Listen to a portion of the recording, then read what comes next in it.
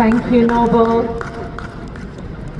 Indeed, we shall return. We shall return. We shall return. Free, free Palestine! Free, free Palestine! Free, free, free Palestine! Free, free, free Palestine! And let's not forget that Nakba happened and no one got punished for it.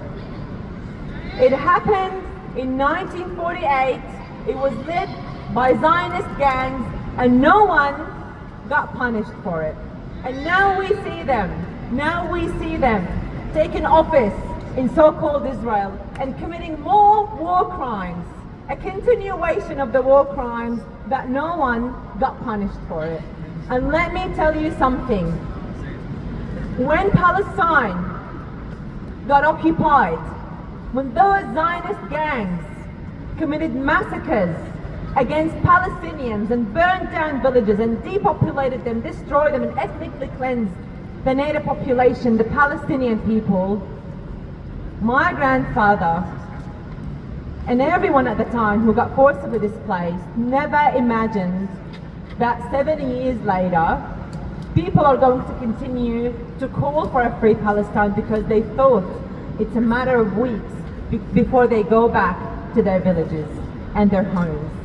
Never did they imagine that this violent entity is going to continue for 78 years. But let me tell you something.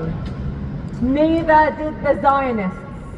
Neither did they think or imagine that the descendants of the people they violently killed and displaced are going to keep calling for a free Palestine.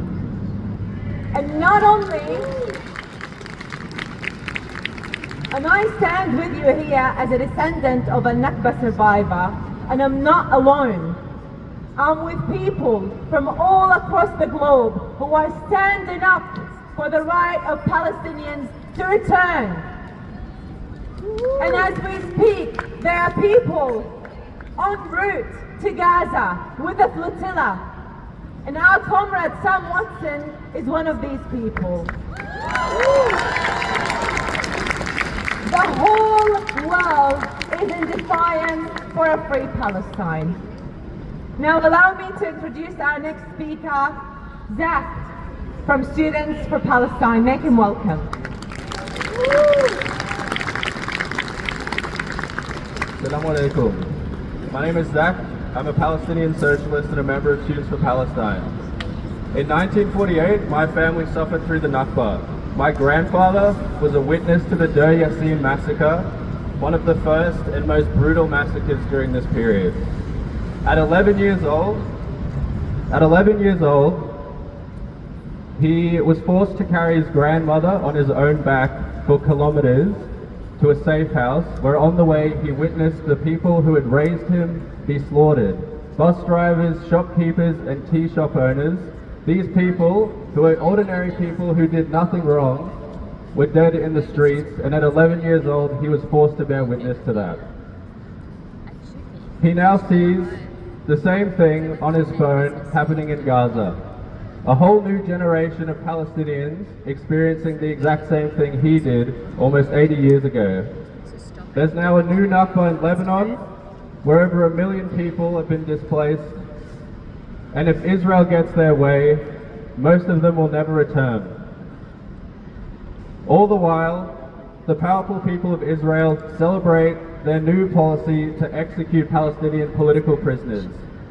The capitalists and political elites of the world stand by and give their silent nod of approval, and Albanese and Christofouli continue to sign deals with the devil and contract trade deals with the Zionist state of Israel.